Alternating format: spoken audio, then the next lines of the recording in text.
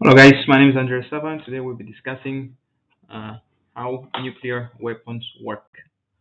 There are two types of nuclear bombs, the atomic bombs and hydrogen bombs. Critical mass and the fissile core. The minimum mass of fissile material necessary to sustain a chain reaction is called the critical mass. This quantity depends on the type, density, and shape of the fissile material and the degree to which surrounding materials reflect neutrons back into the fissile core.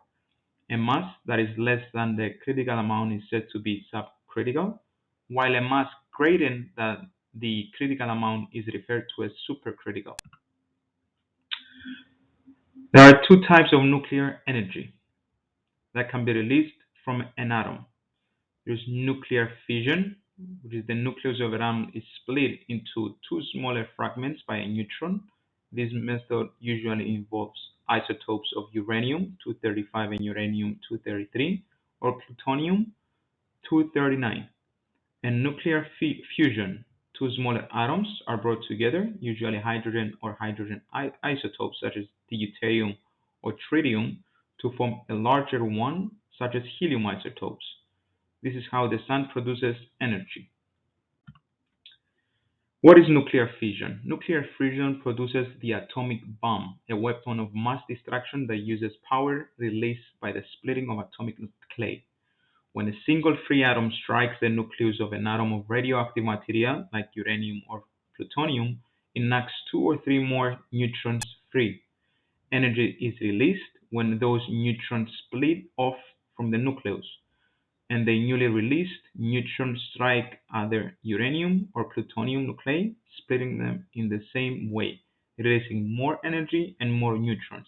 This certain reaction spreads almost instantaneously. The content of uranium must be at least 80% critical mass. The nuclear explosion occurs because when critical mass is reached, a nuclear decay reaction is formed with the release of energy. But for a more powerful explosion, one critical mass is not enough. To get a truly destructive bomb, you will need 4 to 5 critical masses of matter. There are several ways to achieve that, but the most main one is called implosive. As was said earlier, when a single free neutron strikes the nucleus of an atom of radioactive material, such as uranium-235, um, it knocks it knocks two or three more neutrons free.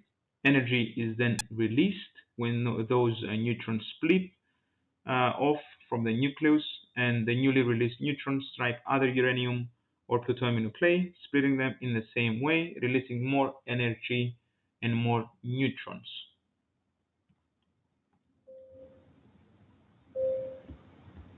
So what's an explosive reaction? So imagine a nuclear bomb in the form of a small bomb, such as the picture on the left top corner. Inside it, there are all the components for a nuclear reaction, but the critical mass hasn't been reached yet.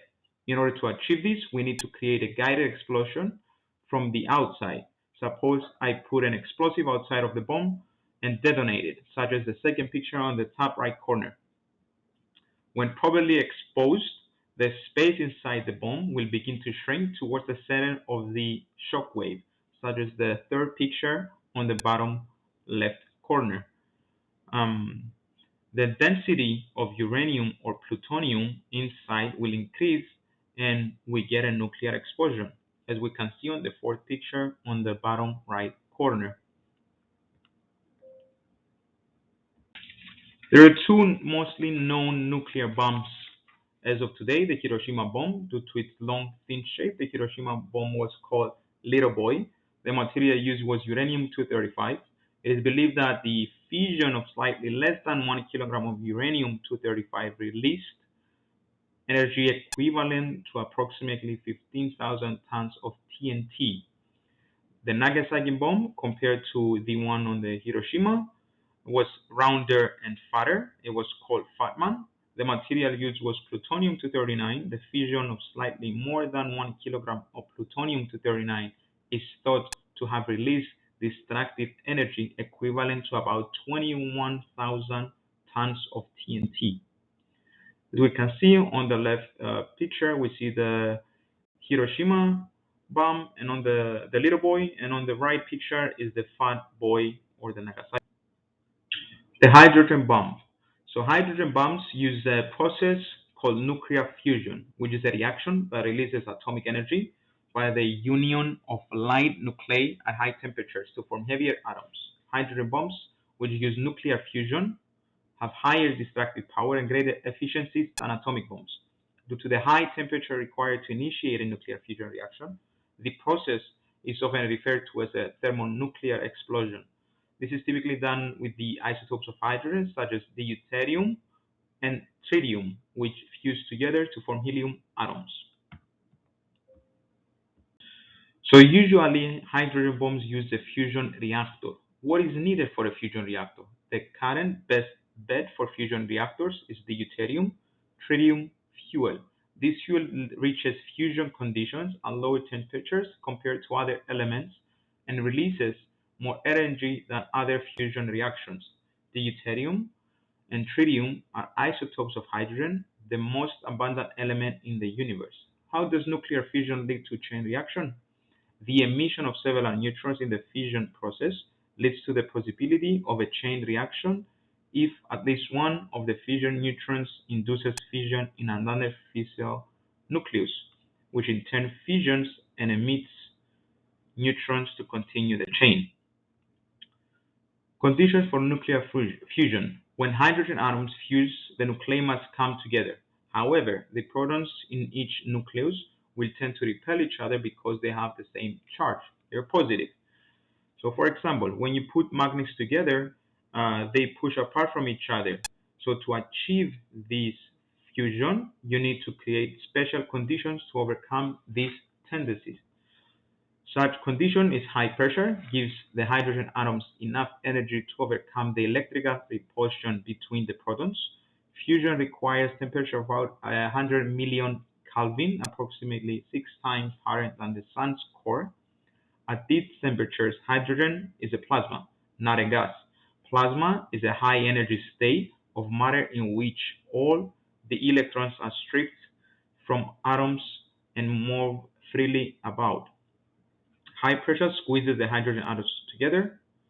They must be within 1 to the 10 to the 15 meters of each other to fuse. The sun uses its mass and the force of gravity to squeeze hydrogen atoms together in its core. We must squeeze hydrogen atoms together by using intense magnetic fields, powerful lasers, or ion beams.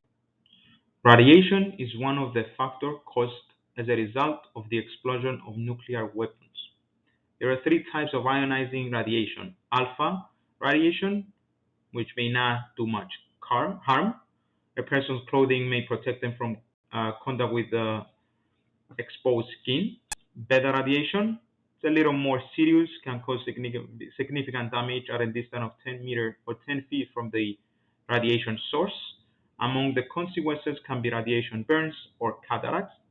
And gamma radiation, which is very serious. It's unlikely that anything will protect us from the effects of gamma radiation, except some thick layers of substances such as lead or concrete.